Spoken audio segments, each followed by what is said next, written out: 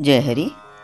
एकादश स्कंदामध्ये 182व्या भागात 19व्या अध्यायात आपण पाहतोय की अपरोक्ष ज्ञान झालं की प्रपंचाचं भान मिथ्या भासू लागतं, विषयांवर पाणी पडतं आणि कल्पना विरून जाते. सोंग घेतलेली राजा राणी दोघंही लटकी क्रीडा करतात. त्याचप्रमाणे प्रकृती आणि पुरुष दोन्ही मिथ्या आहेत असं त्या ज्ञानानं समजतं. स्वप्नात अनेक कर्म केली तरी जागेपणी त्यांचं काही बंधन असतं का? नाही. त्याचप्रमाणे मी हा जीव आहे आणि हे कर्म करत आहे हे सगळं खोटंच वाटतं. अशी ज्याची खरोखर स्थिती झाली असेल, म्हणजे ज्ञान नाही बरं का, ज्ञान म्हणजे माहिती होणं नाही नुसतं, तर अशी स्थिती होणं म्हणजे तिला आत्मप्राप्ती किंवा निजानुभव किंवा आत्मसाक्षात्कार म्हणतात. विषयोपभोगाशिवाय स्वानंद होणं हेच या अनुभवाचं खरं लक्षण आहे. आणि या अनुभवात अनुमानाचा प्रवेश नसल्यानं वृत्तीरूप ज्ञान आपोआप गळून पडतं. हे जरी खरं तरी असं अनुभविक ज्ञान होईपर्यंत श्रवण आणि मनन सोडू नये. तसंच आत्मानुसंधानाचा अभ्यास सतत चालू ठेवावा. मी काय आता ज्ञानेश्वरी वाचली, मला समजायला लागलं ज्ञानेश्वरीचं काय, दासबोध कितीदा वाचला मी, तुम्हाला काय सांगू, सगळं माहिती झालं. आता दासबोधात काय आहेत, किती दशक आहेत, 20 दशकांमध्ये काय काय सांगितलेलं आहे सगळं समजलेलं आहे. आता हे ज्ञानेश्वरीच्या अध्यायामध्ये गीता मुखोद्गट झाली, मला पूर्ण 18 अध्याय पाठ झाले. आता काय राहिलं? आता काही करायची गरज नाही. हा भ्रम आहे. हे फक्त ज्ञान आहे, पण हे अनुभविक ज्ञान नाही आहे. आणि म्हणून आपल्याला नाथ महाराज सांगतात की सगळं जरी माहिती आहे, सगळं ज्ञान जरी झालं तरी ती वृत्ती ही अनुभवाची होईपर्यंत ते श्रवण आणि मनन सोडू नये. आणि तसंच आत्मानुसंधानाचा अभ्यास सतत चालू ठेवावा. म्हणजे एकदा केला एकदा सोडला असं करायचं नाही. आणि या सातत्यातूनच ध्यास लागतो. तो परत परत तेच, म्हणजे अभ्यास म्हणजे तरी काय आहे? तत्कथनम तत्चिंतनम अन्योन्यम तत्प्रबोधनम. आणि एकाच गोष्टीचा जर आपण ध्यास घेत राहिलो ना, तर जागृती, स्वप्न, सुषुप्ती सगळ्या अवस्थांमध्ये आम्हाला तो ध्यास असा भेडसावतो की असं वाटतं तिथपर्यंत मला जायचंच आहे, मला ते मिळालंच पाहिजे. पण मिळवायचं काय? प्रापंचिक गोष्टींचा ध्यास प्राप्त करता करता चिंता ही निर्माण होते. आणि मग म्हणतात की चिंता ऐसी डाकी है काट कलेजा खाए, वैद्य बिचारा कहाँ क्या करे, कहाँ कहाँ तक मरहम लगाए किंवा कहाँ कहाँ तक दवा लगाए. म्हणून प्रापंचिक याची चिंतन ते करण्यापेक्षा सातत्याने ध्यास या गोष्टीचा घ्यायचा.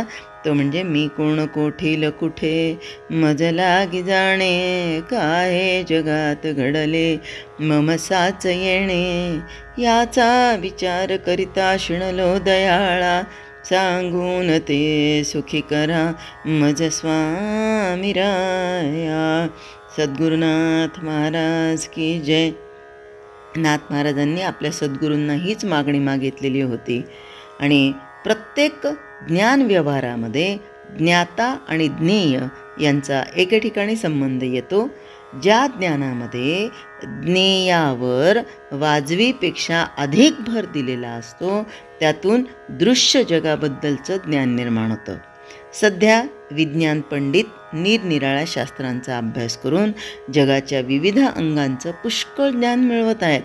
पण ज्यावेळी ज्ञात्याचं ज्ञान मिळवण्याची खटपट होते त्यावेळी तत्त्वज्ञान आणि आत्मज्ञान यांची वाढ होऊन मनुष्याचं आदर्श जीवन कोणतं हे समजतं. संतांचं म्हणणं असं आहे की देहाच्या मूलभूत गरजा उत्तम रीतीनं भागविता येतील इतकं बाह्य जगाचं ज्ञान माणसाला केव्हाच झालं आहे, परंतु आत्मज्ञानाच्या बाबतीत मात्र तो फारच मागे आहे. म्हणून मानवी जीवनातील समतोलपणा नाहीसा होऊन व्यक्ती जीवनाला योग्य दिशा लागत नाही. तसं न व्हावं म्हणून प्रत्येकानं आत्मज्ञान करून घ्यावं. ज्ञानधनानं अत्यंत संपन्न आणि विज्ञानानं परमपवित्र असं ब्रह्मस्वरूप झालेले संत भगवंताची खरी भक्ती करतात. मी कोण आहे हे त्यांना कळलेलं असतं. हृदयात राहणारा मी आत्मस्वरूप असल्यानं तो जन्ममरणाहून निराळा, त्रिगुणांना न शिवणारा आणि प्रपंचापासून अलिप्त असणारा आहे. हा दृश्य प्रपंच उत्पत्तीच्या आधी नसतो आणि अंती मुळीच राहत नाही. मध्ये जो त्याचा भास होतो ना, तो तात्पुरता असतो. प्रपंचाच्या या तिन्ही अवस्थांमध्ये आत्मस्वरूप जसंच्या तसंच कायम राहतं. म्हणून उपाधिरहित शुद्ध मीपणानं वावरणारं आत्मस्वरूप तेवढं सत्य असून दृश्य प्रपंच मिथ्या आहे. हा खरा मी प्रवृत्ती आणि निवृत्ती, चांगलं आणि वाईट या द्वंद्वांपासून मुक्त आहे.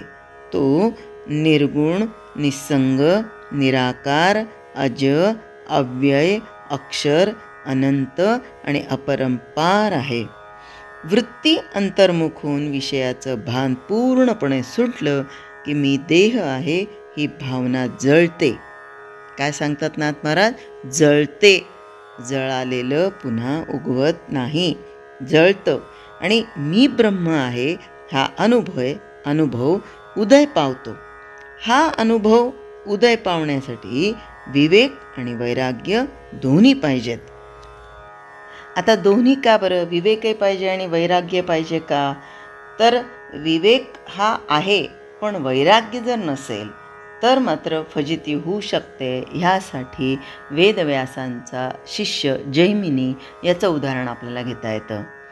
अशीच तत्त्वज्ञानाची चर्चा चालू असताना वैराग्य, विवेक हे ते सांगत असताना वेदव्यासांनी सांगितलं वैराग्यही तितकंच आवश्यक आहे.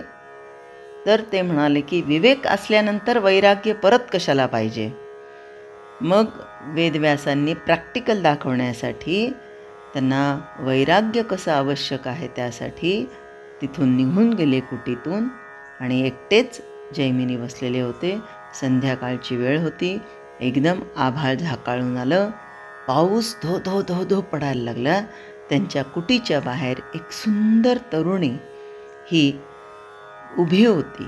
उभी म्हणजे आता ती धो धो पावसामध्ये भिजलेलीच उभी होती आणि कुटीमध्ये एकटे जैमिनी होते.